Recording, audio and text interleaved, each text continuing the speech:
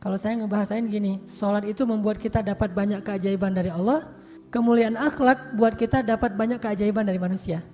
Jadi kalau kita pengen dapat keajaiban dari Allah, pengen Allah itu baik-baik ke kita, itu sholat. Kalau kita pengen melihat keajaiban dari manusia, tiba-tiba banyak orang yang membantu kita, tiba-tiba musuh bisa jadi sahabat setia. Musuh bisa jadi sahabat setia itu lewat apa? Bukan lewat ancaman. Ancaman itu nggak mengubah musuh menjadi sahabat, hanya mengubah musuh menjadi takut.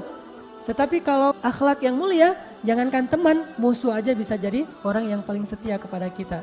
Makanya kalau kita pengen dapat dua keajaiban, keajaiban dari langit dan keajaiban dari bumi, keajaiban dari langit dijemput dengan sholat, keajaiban dari bumi dijemput dengan akhlak yang mulia.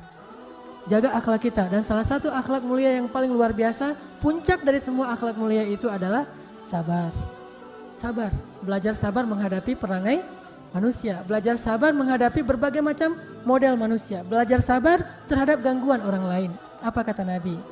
Al-mu'minul ladzi yukhalitun nas wa yasbir ala adahum khairun minal mu'minil ladzi lam yukhalitin nas wa lam yasbir ala adahum.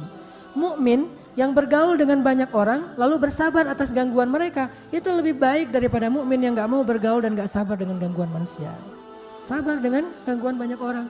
Kalau perlu kita belajar sabarnya justru dari orang yang suka ngejengkelin kita. Kayak Ali banget tuh, Ali bin Abi Thalib pernah suatu hari pas dia udah jadi presiden, jadi khalifah, suatu hari dia panggil pembantunya. Jadi ada pembantu di rumahnya, dia panggil, ya fulan.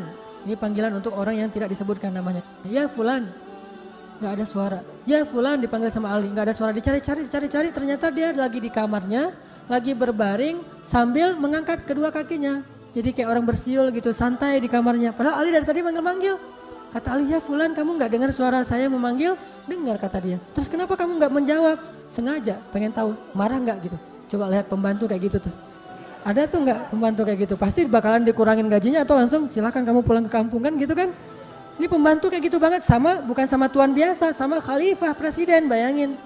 Sengaja pengen tahu marah apa enggak. Ali marah enggak tuh? Enggak marah, langsung tersenyum, ketawa. Ali udah enggak ada urusan lagi dengan dia, langsung keluar sambil ketawa. Dilihat oleh pengawal-pengawal dan pejabatnya, ditanya, ya Amirul Mukminin kenapa engkau ketawa? Kata Ali, itu tuh pembantu saya, diceritain lah kisahnya. Yang marah justru pengawalnya dan pejabatnya Ali. Ali aja enggak marah, pejabatnya malah marah. Terus mereka bilang, ya Amirul Mukminin, ya sudah biar kami marahi dia, atau kita ganti aja, kami punya banyak stok pembantu yang lain yang akan siap untuk bekerja di rumah Anda. Kata Ali, jangan, justru aku lagi belajar sabar dari orang itu. Belajar sabar dari orang kayak gitu. Jadi kalau kita nemuin orang yang suka ngejengkelin, berarti itu guru sabar kita tuh. Misalnya kalau saya sering di jalan dulu suka ramai sama supir angkot gitu ya. Kalau sekarang nggak ramai lagi sama supir angkot, kenapa? Kalau ada supir angkot yang iseng di jalan, saya anggap, aduh ini guru sabar saya nih supir angkot gitu. Ada yang motor mungkin yang kurang tertib, ini guru sabar saya. Pokoknya nemu orang yang ngejengkelin, berarti dia jadi guru sabar kita. Karena guru sabar itu bukan ustaz. Ustaz itu hanya ngajarin teori sabar. Tetapi yang mengajarkan praktek sabar adalah orang-orang yang berperilaku jahiliyah di depan kita. Itulah yang mengajarkan kita praktek sabar yang sesungguhnya. Jadi kalau nemu orang yang buat kita jengkel, buat kita bete, buat kita ilfil, berarti dia sedang mengajarkan kita tentang sabar. Niatin aja, makasih ya guru ya udah ngajarin saya sabar, gitu banget tuh. Itu luar biasa ya. Inilah yang dilakukan oleh Ali bin Abi Thalib. Gak marah langsung, justru malah beliau merasa, oh saya lagi belajar sabar dari orang itu. Sabar itu kalau kata ulama ibunya akhlak mulia. Jadi kalau kita mau akhlak mulia apapun, mulainya dari sabar. Kalau kita nggak punya sabar, kita kehilangan sebagian besar dari karakter dan akhlak-akhlak yang mulia. Mulailah dari sabar. Dalam segala urusan, apalagi dengan manusia. Apalagi orang yang jarang ke masjid mungkin perangainya masih perangai orang-orang yang egois atau individualis dan segala macam. Bahkan yang udah ke masjid sekalipun, namanya manusia. Kita pasti akan ada salah, walaupun kita udah rajin sholat, mungkin kita udah jubahan, udah sorbanan, ya namanya manusia tetap aja ada salah. Belajar sabar menghadapi mereka. Kalau kita sabar, insya Allah yang musuh pun bisa menjadi kawan sejati atau bahkan pembela kita suatu saat nanti.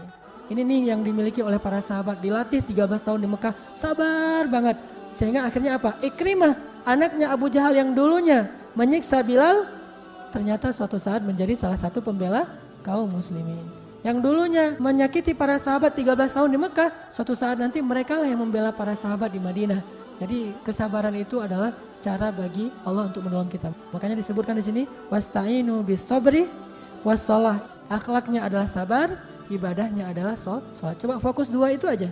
Dengan Allah itu rajin sholat, dengan manusia itu belajar sabar, udah aja. Insya Allah kita akan mendapatkan banyak keajaiban dari langit dan dari bumi karena akhlak yang mulia ini insya Allah. Karena akhlak yang mulia ini insya Allah.